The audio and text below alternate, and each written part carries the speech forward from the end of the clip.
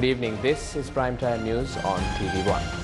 As you all know, we are currently faced with a challenge by a species invisible to the naked eye. Thus, it is of utmost importance that we protect ourselves, our loved ones and our countrymen. It is also essential for us to maintain a positive outlook during this tumultuous time. As such, the Nagitimu Sri Lanka theme song was created to inculcate a positive mindset within the people of Sri Lanka. We also invited you, our loyal viewers, to join us in sharing that positivity by singing the Nagitimu Sri Lanka theme song, and the response we have received is overwhelming. Therefore, we decided to combine all those videos and create this music video that you are about to witness. We will begin our news bulletin today on that positive note.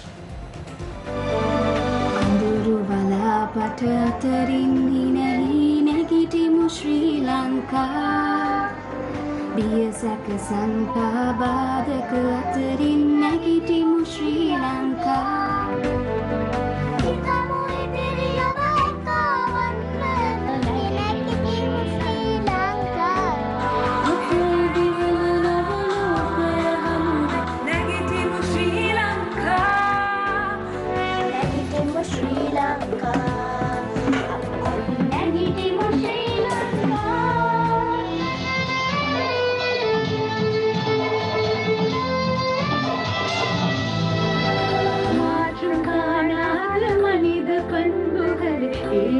Sri Lanka, Natamutinam Urimay Satikapo Nilkanna. The time for us to hope and pray and heal our motherland. We must unite and march ahead. Arise, Sri Lankans now. Sri Lanka. Sri Lanka. Gammata, Nagitimu, Sri Lanka.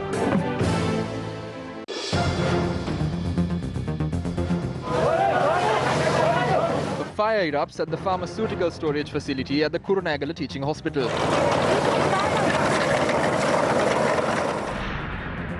Curfew to continue in 6 districts including Colombo. Curfew in remaining districts to be lifted for 8 hours tomorrow. Number of COVID-19 patients in Sri Lanka increases.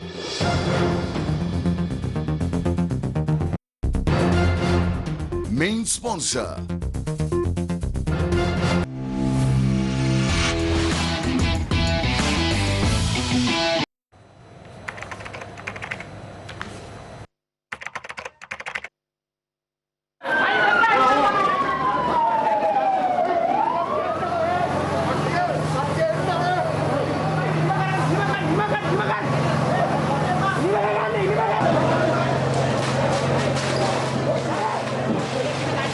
A fire was reported at the pharmaceutical storage facility located at the Kurunegala Teaching Hospital today.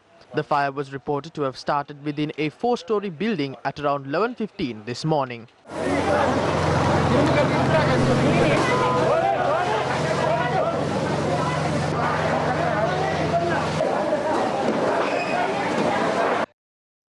Hospital staff took steps to remove stocks of medicine from the storage facility as the fire caused severe damages.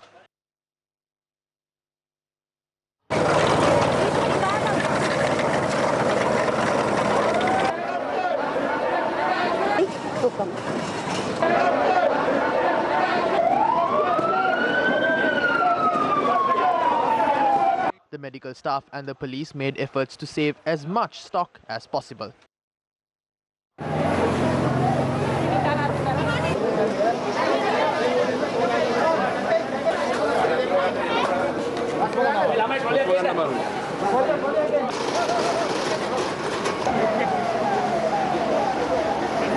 Meanwhile, 3 employees at the hospital who experienced breathing difficulties due to inhaling fumes were hospitalized for treatment. A team of army officers from the army camp in Kurunegala had also assisted efforts to remove the pharmaceutical products from the storage facility. The fire was brought under control with the assistance of 2 fire trucks from the Kurunegala Municipal Council and 2 water bowsers from the Disaster Management Center. The firefighters were able to save the people trapped inside the building. An investigation revealed that the fire had erupted when a bottle of a highly concentrated disinfectant containing a chemical identified as HCl had caught fire while being taken out by an employee. The police said that the fire had spread across 3 rooms in the ground floor and some boxes of medicine in the corridor of the building when the chemicals had reacted with water while extinguishing the fire. However, the fire had been contained without being allowed to spread above the first floor of the building. Police said that steps had been taken to remove the stocks of medicine which had been stored in the first floor. 4 staffers who were on the 3rd floor of the building were also rescued without being hurt. No people had been injured due to the incident. Now, the footage you just witnessed was footage from the fire that erupted at the pharmaceutical storage facility located at the Kurunegala Teaching Hospital. News First contacted the director of the Kurunegala Teaching Hospital, Dr. Sarath Veerabandara, to inquire into the incident. Employees on the top floor of the building were trapped during the fire. However, the fire brigade of the municipal council took steps to douse the fire and also rescued the employees trapped in the building. We transferred some stocks of medicine and pharmaceutical products to another location. Currently, we are fulfilling our requirements through a temporary storage facility. A special investigation is being carried out into the incident by the police. The Health Ministry is also probing the incident. I wish to thank the Army, the police and the employees who assisted in containing the fire.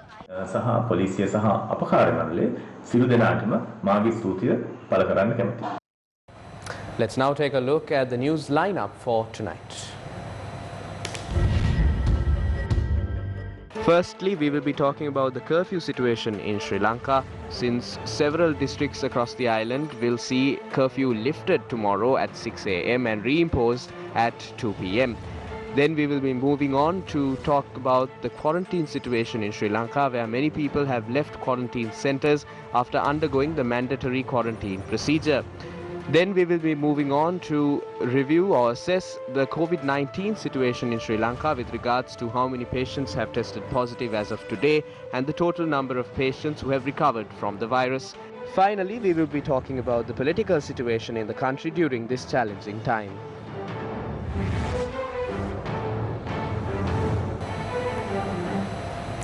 The government has declared a work-from-home period from the 6th of April to the 10th of April for the private and public sectors. Issuing a statement, the Presidential Secretariat said the curfew in 19 districts will be relaxed for a brief period tomorrow. The curfew imposed in the Colombo, Gampaha, Kalutara, Puttalam, Kandy and Jaffna districts, which have been identified as high-risk zones for the spread of COVID-19, will continue to be in effect until further notice. However, the curfew in the remaining 19 districts will be lifted at 6 a.m. tomorrow and reimposed at 2 p.m. tomorrow.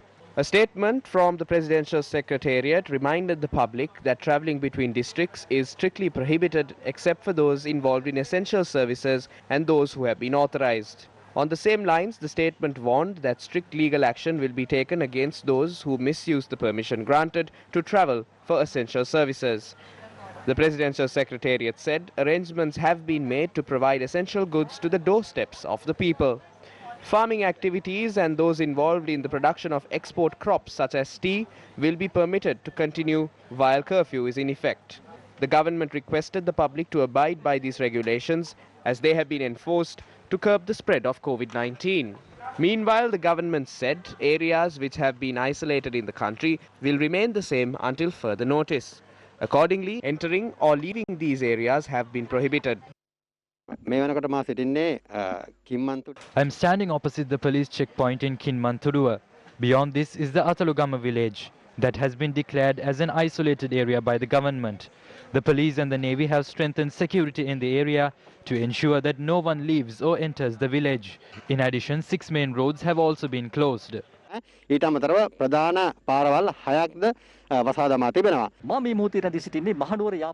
am standing right opposite the entry road to the Tebul Gohawatta area, which has been declared as an isolated area by the government. The number of confirmed COVID-19 cases identified from this area now stands at 6. Deputy Inspector General of Police Ajit Rohana explained the manner in which the general public must act after the curfew is lifted. මෙම කාලය තුල සෑම විටම ඔබ නිරෝධායන රීතීන් වලට ගරු කරමින් කටයුතු කරනවා.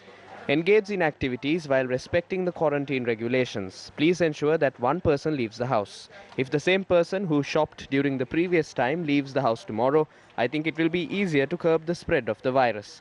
Avoid using three-wheelers and motorcycles as a mode of transportation. Limit the number of passengers traveling on motorcycles and three-wheelers. If the public fails to adhere to these measures, all the steps we have taken so far to curb the spread of the virus would turn out to be a futile exercise. I believe the public will comply with these regulations. We request all vendors and shop owners in areas where curfew will be lifted tomorrow to open their shops early morning and to extend their support to the general public. We request them to keep their shops open till 2 p.m. tomorrow. ජනතාවට උපරිම සහාය ලබා දෙන්න, ඔවුන්ගේ පාරිභෝගික කටයුතු වලට සහාය ලබා දෙන්න, ඒ වගේම සවස් 2 වනතුරුම ඒ වෙළඳසැල් විවෘත කර අවශ්‍ය උපරිම පාරිභෝගික සේවාවන් ලබා දෙන ලෙස 17 residents of Mahianganaya who were self-quarantined were transferred to the Punani Quarantine Centre in Batiklo today. The group had associated with traders from Akurana, which was named as an isolated area recently. Meanwhile, a resident of Kohugoda, Akurassa, who had arrived in the island from South Korea, had completed the quarantine process at the Kandakadu Quarantine Centre, was admitted to the IDH today after he tested positive for COVID-19. His wife and 3 children were subjected to medical inspection at a hospital in Kotavilla. Our correspondent reported that the residents of 8 houses in the area in which the patient lived are currently under self-quarantine and the Kohugoda-Kanda road has been closed. 2 individuals from Akurana and Telambugahawatha, which were named as isolated areas by the government recently, were brought to the IDH today. Authorities took steps to send 147 individuals who are under self-quarantine in these areas to the Punani Quarantine Centre in Batiklo this morning. 282 people who completed the quarantine process today left for their homes. The commander of the Sri Lanka Army, Lieutenant General Shavendra Silva, said that they had undergone quarantine in Jaffna and Kundasale. 233 people who had undergone quarantine at the 522 Brigade headquarters in Vidaktapalay, Jaffna, left for their homes today. They had arrived in the country from India. Our sons and daughters here treated us well. We are speechless. The army commander, who is the architect of this program, is carrying out this exercise in an excellent manner. There have been some people in our country who arrived from overseas and have been concealing it. They are afraid of coming here. There is no need to be afraid. All the officers treated us like their own children. We wish to thank these people for extending their cooperation and helping us to implement this exercise in a successful manner. In addition, we also request them to self-quarantine themselves at their homes. The army made arrangements to transport them to their homes from the quarantine camps. The army said that a group from the quarantine camp in Kundasale also left for their homes today. විශේෂයෙන්ම ශ්‍රී ලංකා යුද හමුදාව ඍජු නිරෝධායන කඳවුරු පවත්වාගෙන යන අතරතුර While the army is directly managing quarantine facilities, the police encourage the public to undergo self-quarantine. Accordingly, 43,500 people have registered themselves to undergo quarantine since the 11th of March. At the same time, around 18,000 people have completed self-quarantine, while 25,500 people are currently undergoing self-quarantine. If health officials have informed you to undergo self-quarantine, abide by the instructions and do not leave your homes. Respect the quarantine regulations and complete the process. ඔබට දැනුම් දෙන්නේ ඔබට සෞඛ්‍ය බලධාරීන් යම්කිසි අවස්ථාවක ඔබේ නිවසේ සිට ස්වයං නිරෝධායන කටයුතු සඳහා නිරත වන ලෙසට දැනුම් දී තිබෙනවා නම් You will then receive self-quarantine discharge certificates. This certificate is important, especially for those who arrived from overseas to fly back to those countries or to travel to another country. You will not be allowed to leave the country without this certificate. විදේශගත වීමේදී පවා මේ සහතිකය වැදගත් වෙනවා. එසේ නොමැතිව නැවත ශ්‍රී ලංකාවේ වරායකින් හෝ ගුවන්තොටකින් ආපසු යාමට ලැබෙන්නේ නැහැ. Sri Lanka has recorded a total of 175 confirmed COVID-19 cases. The latest figure reflects an increase of 9 from the figures reported as at 4:30 p.m. yesterday. As of now, 33 of the total patients reported have fully recovered. 3 of the final 8 patients reported were from the Homagama Base Hospital, while one of the patients were identified from the quarantine centre in Puttalam. One further patient was identified from Mathura. 2 patients were reported from the Colombo district, while another was reported from Negombo. As per sources from the Ministry of Health, 140 active patients are currently receiving treatment in hospitals across the country. The Government Medical Officers Association said that the government should expand its investigations to identify coronavirus patients. Deputy Secretary of the GMOA, Dr. Naveen De Souza, expressed the following views today. We have the capacity to test 300 people daily. During the discussion with the President yesterday, it was revealed that intelligence units have identified 42,000 people who had maintained close contact with 166 coronavirus patients in the country. Therefore, when can we complete these tests? Assuming we can conduct 2,000 or 1,500 tests, it would take 42 days to complete the testing process. There are rapid tests which are being conducted in various parts of the country. Some specialist doctors are of the opinion that these might not provide accurate results. However, that can even happen during PCR tests. If a person is tested positive, there is no doubt regarding that. Although we told the technical committee to carry out rapid tests for a week, no steps have been taken to that effect. It is now being proven that this disease cannot be confirmed only through the quarantine process. What should be done now is to carry out the maximum number of tests possible. There is already a 1-week delay now. Therefore, carry out these tests with the consultation of the technical committee without any delays. That is the process which will help us succeed. How are the tests to detect COVID-19 carried out? Are there alternative methods to find out if someone has been infected by COVID-19? We spoke to the director of the Medical Research Institute, Dr. Jayaruwan Bandara, to find out more information. To diagnose the COVID-19 infection with a person, gold standard test is PCR, that is polymerase chain reaction. So without doing polymerase chain reaction test, so no one can tell you that you are infected with COVID-19. So polymerase chain reaction test is highly specific, highly sensitive.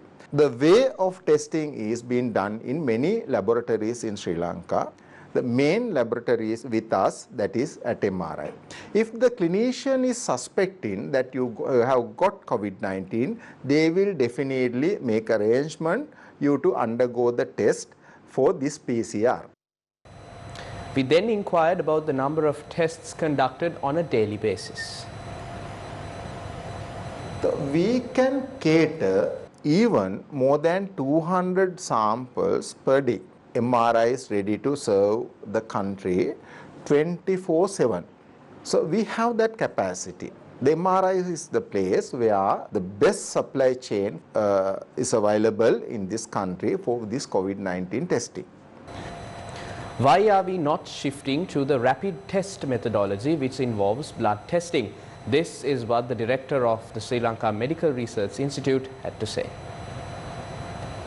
There are other tests has been developed in the world. The one of that kind test is the test to recognize the antigen and the antibody. During the antibody testing, somebody might get positive result. That is good. But according to the scientists and the specialists in this field, the antibody testing will be negative, or antibody testing could be negative with the patient's blood, those who has the infection. If we get diagnosis of the negative results of patient with the infection or else COVID-19 infected person, even without knowing that patient is infected with COVID-19, we might say you are free of disease. If this happens, we might release that patient to the society, diagnosing him as negative for COVID-19, though he is having the infection. That is the danger with this antibody test. So that is why we want to select the best antibody testing kit to use as the rapid diagnostic test. So that is why MRI has started to validate or evaluate this antigen antibody kits for these testing purposes. So we have started that evaluating process. By another couple of days time, we could be able to find out the best test kit to be. As of today, Sri Lanka and the rest of the world is facing a huge challenge due to COVID-19.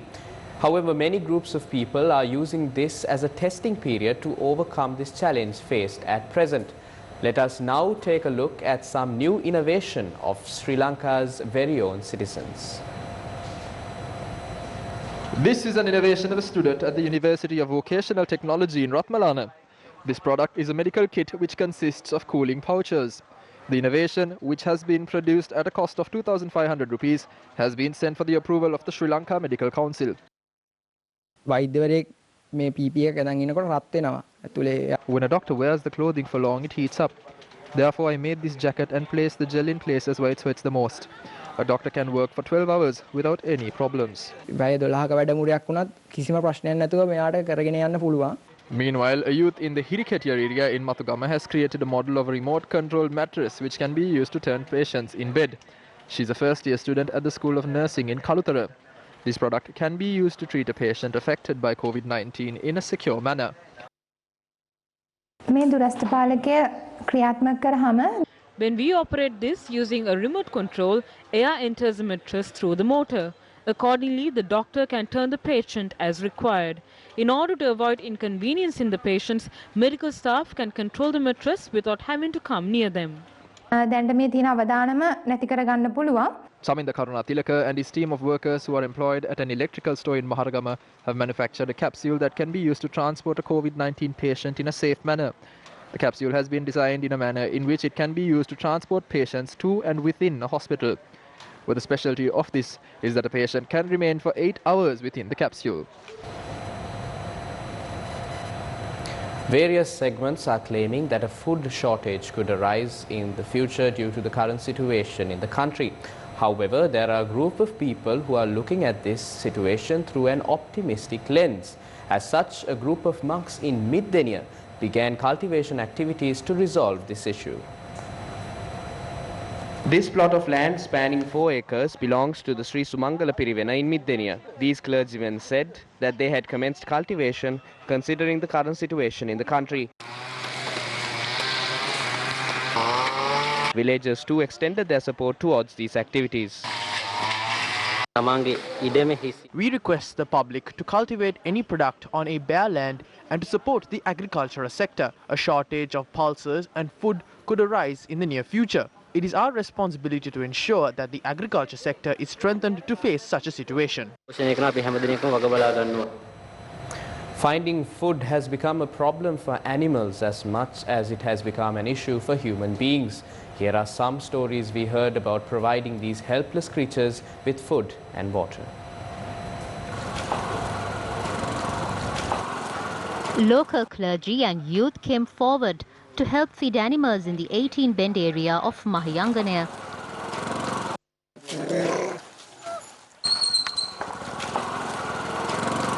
Usually these animals are fed by tourists in the countless vehicles that cast one of Sri Lanka's more popular tourist attractions.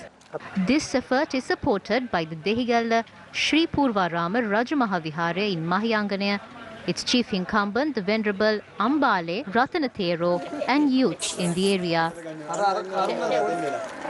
Meanwhile, animals near the Galvihara in Polonnaruwa were also given food today. The initiative was taken by a group of youth in Kuruppu Junction in Polonnaruwa. During the 6-hour window ending at 12 noon today, Sri Lanka Police has arrested 248 individuals and impounded 70 vehicles for violating curfew regulations.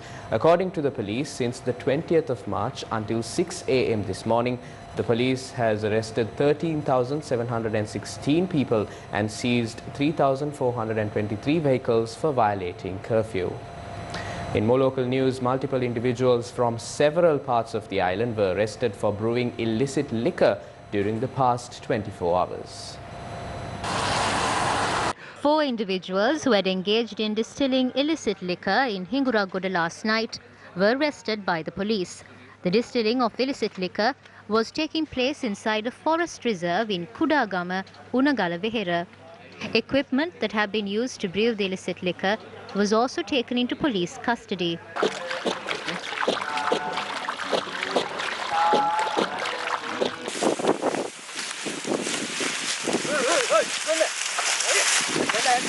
Another stock of illicit liquor was taken into custody by excise officers of the southern province in Batapola last evening.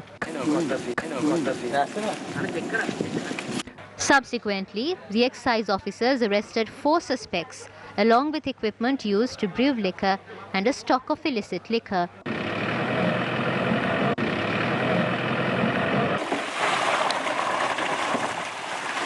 Separately, during a raid conducted in Paudaka this morning, police arrested 1 person for distilling illicit liquor.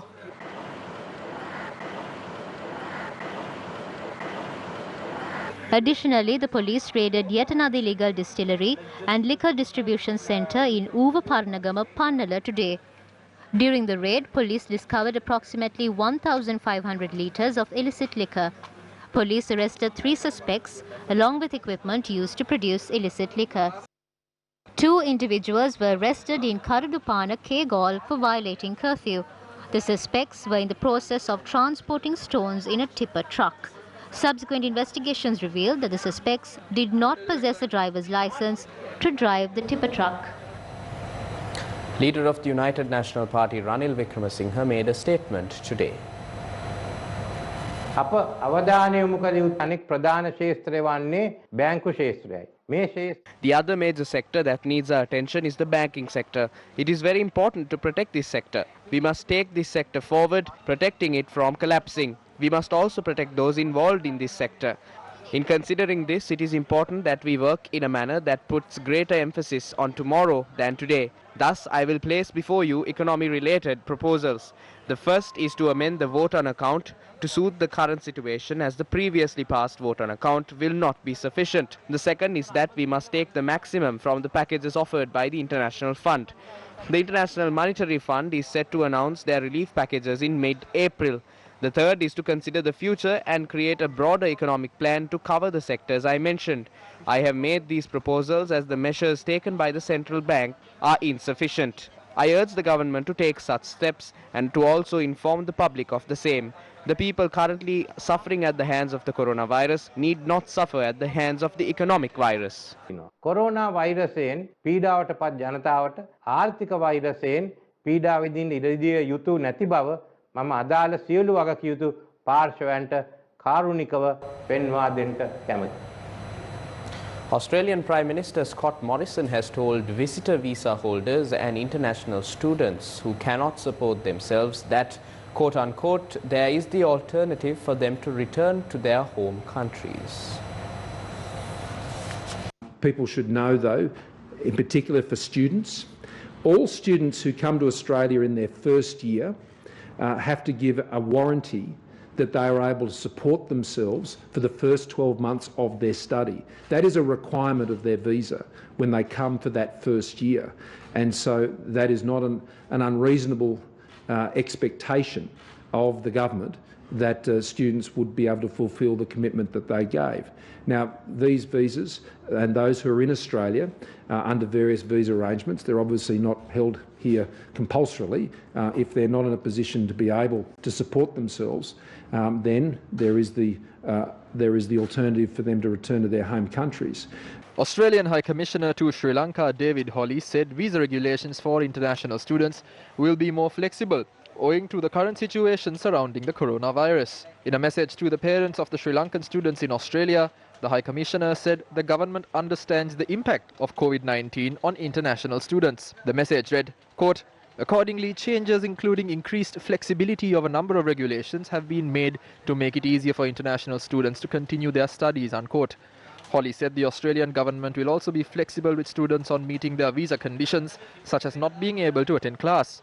Students have also been encouraged to rely on family support, part-time work where available, and their own savings to help sustain themselves. The High Commissioner added that foreign students who have been in Australia for 13 months and more can access the Australian superannuation if required.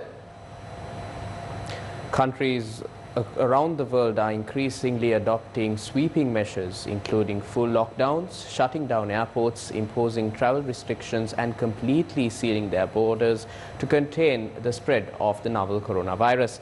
As of 5 p.m. today, the total number of recoveries of COVID-19 patients the total number of COVID-19 patients recorded stood at 1,215,690, while 65,659 deaths had been reported, and the total number of recovered COVID-19 patients stood at 253,684. 180 countries or territories had been affected by the COVID-19 outbreak.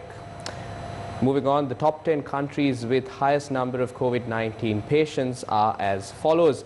The United States of America has recorded 311,637 cases of COVID-19 with 8,454 deaths. The United States has a population of 327.2 million. When it comes to Spain, 126,168 cases have been reported. 11,947 people out of the 46.75 million in Spain have died as a result of COVID-19. Meanwhile, Italy recorded 124,632 cases of coronavirus with 15,362 deaths. Italy has 60.5 million people living in the country. 96,092 cases have been reported from Germany. 1,444 people out of the 83.8 million people living in Germany have passed away as a result of COVID-19. 7,560 people have died where there is a population of 65.3 million. 89,953 patients have been reported from France. In China, 81,669 cases have been reported, while suffering a total of 3,329 deaths out of a population of 1.4 billion. Other countries with the highest number of COVID-19 cases are Iran, the UK, Turkey and Switzerland. US President Donald Trump has warned Americans to prepare for the toughest week of the coronavirus pandemic yet, predicting a surge in deaths. US President Donald Trump has requested Indian Prime Minister Narendra Modi to supply chloroquine tablets to the United States so the medicinal drug can be used to treat COVID-19 patients in the country. According to the US mission to India, Americans in various Indian cities will be given the chance to board evacuation flights back to the United States from this weekend.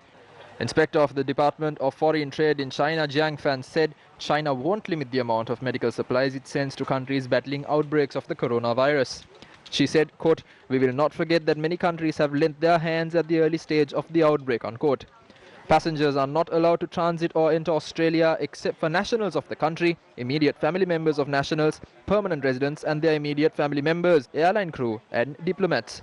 A criminal investigation has been launched in Australia into how cruise ship passengers were allowed to disembark in Sydney despite some exhibiting flu-like symptoms.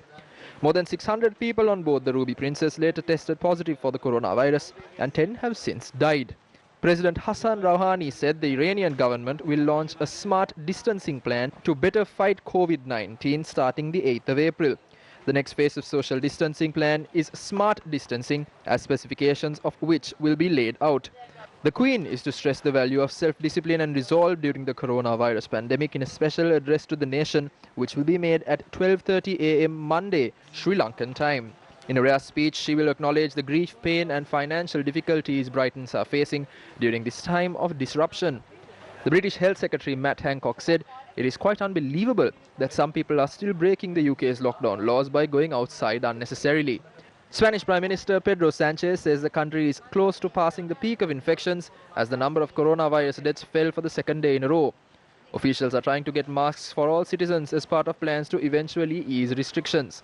Singapore has expanded its stay-home notice this weekend to include countries such as France, India, Switzerland and all of the ASEAN region.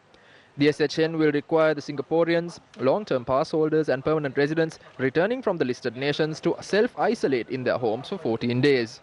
New Orleans is running out of places to store those who have died from the novel coronavirus. Singapore has reported its biggest daily jump in coronavirus cases, with 120 reported in 24 hours, where there are around 5.9 million people.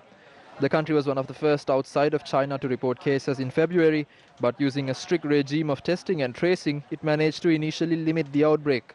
However, in late March, the World Health Organization warned that a second wave of cases could hit Asia, partly fueled by people bringing the virus from outside.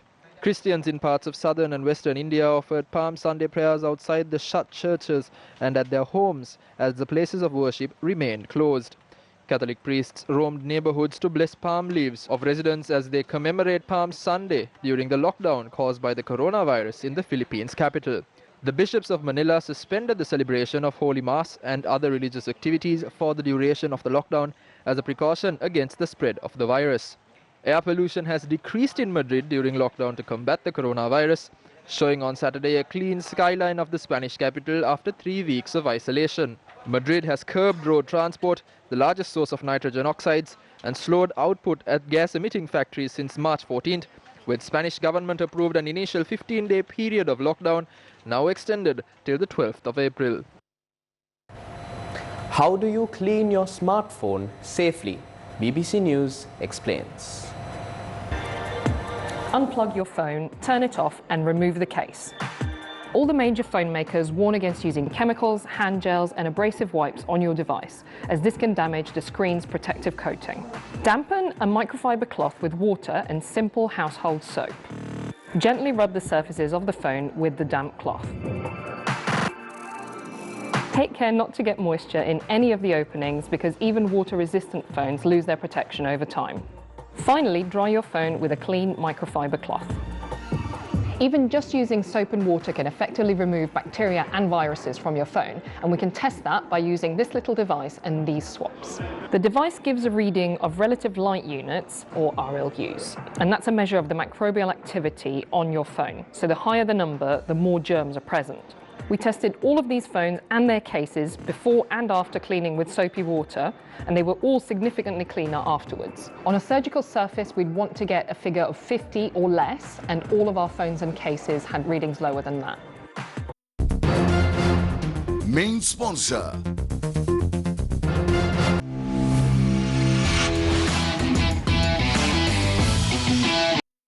Poultry farmers in the Kurunegala district have been severely inconvenienced due to the ongoing curfew restrictions in the country. Poultry farmers in the Kurunegala, Hettipola, Ingiriya, Variyapola, Kuliyapitiya and Panduwasnuwara areas have been severely inconvenienced due to the ongoing curfew restrictions. The farmers claim they are facing several difficulties to source animal feed.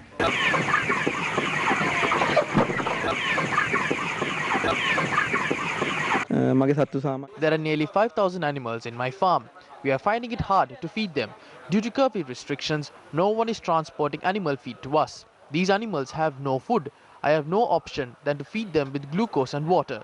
These animals have been eating glucose since yesterday.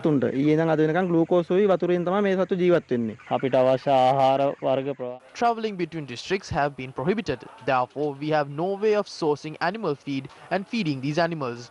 Many animals are dying these days. Due to limited quantity, only 1/5 of the usual diet is given to these animals.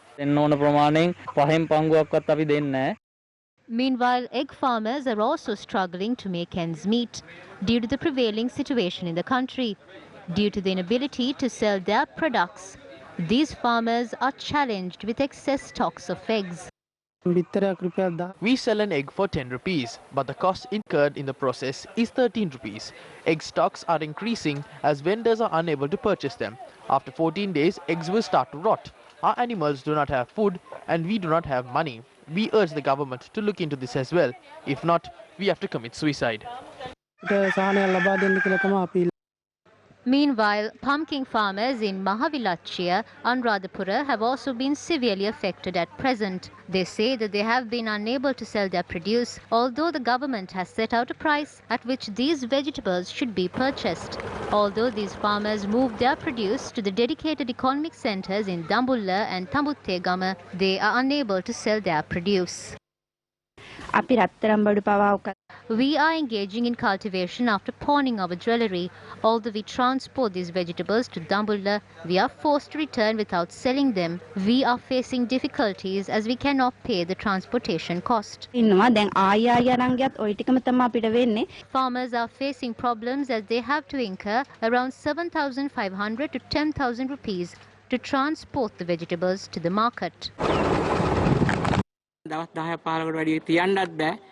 We cannot keep these stocks for more than 10 days.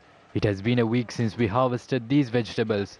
We cannot keep the vegetables at our home as wild elephants enter our homes as a result of that. When we take our stocks to Dambulla, traders do not purchase from us. These farmers who say that they are aware of the current situation request the government to intervene and protect them. Around 3,000 farming families in the Polpitigama area in Kurunegala have been adversely affected as a result of being unable to sell their crops at a reasonable price. Around 3,000 families living in 87 Grama Nildari divisions in the Polpitigama Divisional Secretariat earn a living through farming. Although farmers in the Pansiyagama, Irudeniyaya, Potuvilla, Madahapola, Mahapitiam and Herathgama have cultivated radish, beetroot, pumpkin, chilies and capsicum. They have not been able to sell them at a good price. I cultivate vegetables in a 4-acre plot of land. Now I have suspended cultivation activities because there is no one to sell them to. The farmer is the one who feeds the country. Therefore, it is best if the government intervenes to strengthen the farmer. The policies made at the top are not implemented at the grassroots. That is the problem. While one group of farmers are finding it difficult to sell vegetables, another group of people are stuck inside their homes without food. Any trader can come and purchase good quality vegetables from us. The middlemen should not benefit through this trade. Farmers propose that the government should implement a mechanism for traders to distribute vegetables across the country through the village level committees. Steps were taken to close down certain economic centres owing to the current situation in the country. Farmers have been suspended from bringing their produce to the Tambuttegama Economic Centre. This decision has been made in a bid to curb the spread of the coronavirus. Farmers cannot come to the Tambuttegama Economic Centre. This decision has been made due to the spread of the coronavirus. Farmers and traders throng to the economic centre following this decision. A different mechanism will be implemented from tomorrow.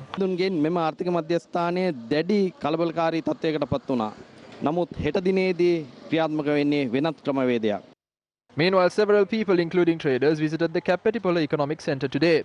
Our correspondent stated that traders from other areas too had visited the economic centre. Accordingly, the management of the economic centre had decided to close down the market to disinfect the premises tomorrow and the day after. A meeting was held among all businessmen. They decided to close down all shops tomorrow and the day after. This place will be disinfected before being opened on the 8th, 9th and 10th to supply vegetables of the people in line with the Aurudhu season. Meanwhile, a decision was also made to close down the Dambulla dedicated economic centre for 3 days. Fishermen in Chilav have decided to temporarily refrain from going out to sea until further notice. All fishermen in Chilao have decided to temporarily abandon this job. As of now, people from different areas are coming to the Chilao fish market. We have made this decision collectively to support the government. In keeping with this decision, around 10,000 fishermen across 15 villages between Karukapane and Iranavila in Chilao refrain from going out to sea. It is now at a state where if one patient is reported, they shut down the entire village. Before it goes any further, we must think. We have been doing this job for a long time and are patriotic citizens of this country. Therefore, we make a request of the fishermen in this country to support the efforts of the authorities and to stay protected at home. We ask that they stop engaging in fishing until further notice. ඉදිරියේදී දීවර කටයුතු වලින් නැවත දැනුම් දෙන තුරු සම්පූර්ණයෙන් වැළකීලා ඉන්න කියලා ඉල්ලා සිටිනවා. Meanwhile, fishermen in Mathura have been inconvenienced as a result of the difficulties in transporting fish. They say that this situation has arisen since permission has not been granted to use the expressway to transport fish. One person has died while 4 people have been injured during the past 24 hours after being subject to wild elephant attacks. We now draw your attention towards the problem concerning wild elephants, which has been aggravating day by day. This is W.P. Tilakaratna. He is a 52-year-old father of 3 and a resident of Tabbova. He was attacked by a wild elephant while returning from his paddy field this morning. We packed him some rice before he left for the paddy field, hoping he would come back home in the evening. We searched everywhere. We were later informed that he had been attacked by a wild elephant.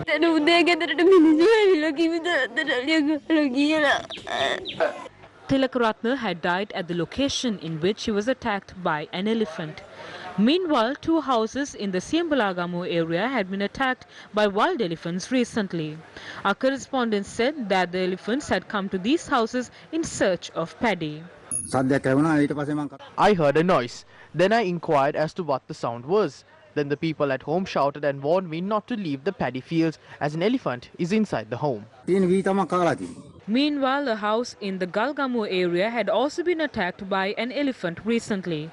This was a manner in which area residents joined hands to reconstruct the house. The people of Lahugala in Ampara earn a living by farming. However, they have been severely inconvenienced by wild elephants encroaching their village. Area residents say that the elephants attack homes in which paddy reaped during the harvesting season had been stored. The latest attack had taken place last evening. The elephant ate 2 sacks of paddy. Our children have to go to school as well. Now we have only 1 sack of rice. We got rice from our sister's place as we did not have rice. This is a manner in which civil security force officers, together with area residents, took steps to chase the elephants.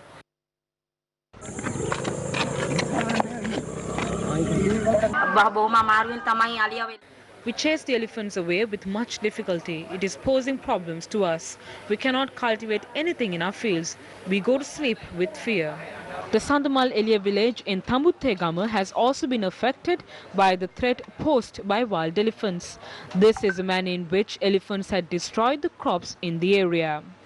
Banana and coconut trees were among the cultivations that have been destroyed. This was the damage caused to a house and a paddy storage facility.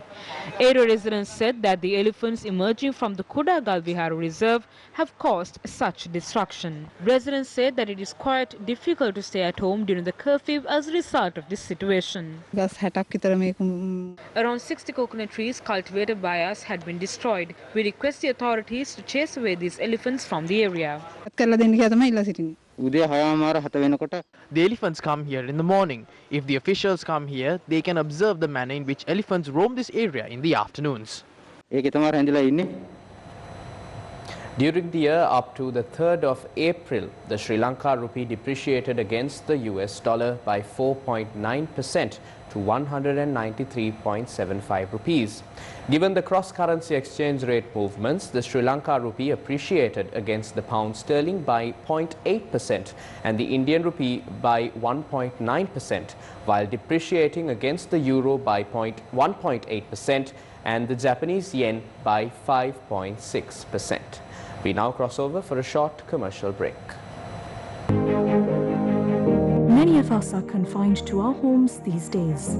Although your home is supposed to be the safest place in the world, when frustration and agitation sets in, it leads to abuse and violence. Some homes can be unsafe spaces too. If you are facing any form of domestic violence or abuse, we are here to remind you that violence should not be tolerated and domestic violence is a crime punishable by law. Help is just a phone call away. These confidential hotlines are here to help even during curfew hours. 1938, the National Women's Helpline. 0112 444 444, Sri Lanka Police Children's and Women's Bureau. 0114 7185 85 or 0777 349 100, Women in Need. Stay safe and always remember, you are not alone. Welcome back to the news. Now taking a look at the weather across the island. Showers or thunder showers will occur at several places in Sabaragamuwa, Uva, Central, Western, Northwestern and North Central provinces and in the Galle and Matara districts after 2 p.m. Fairly heavy falls above 50 millimeters are likely at some places in Sabaragamuwa province and in Kalutara, Galle and Matara districts. Misty conditions can be expected at some places in Sabaragamuwa and central provinces during the morning hours. General public is kindly requested to take adequate precautions to minimize damages caused by temporarily localized strong winds and lightning during thunder showers.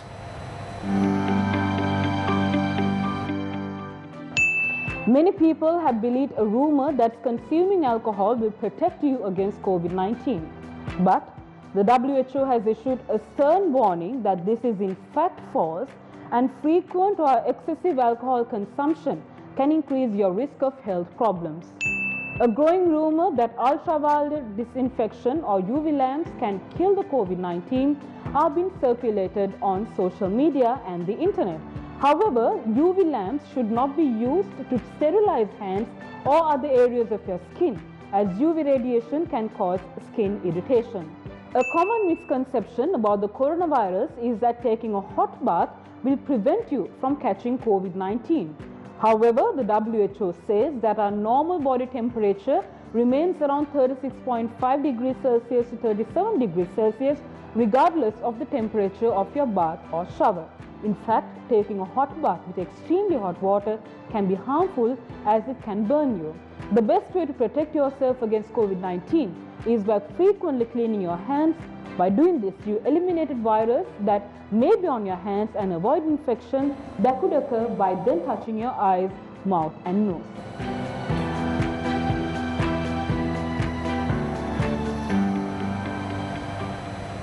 The World Health Organization has pointed out some key factors to those who take care of children. We leave you tonight with these important points. I'm Jaimal Ratnayaka for the Newsfirst team along with our sign language interpreter, Brian De Cruz. Thank you and good night.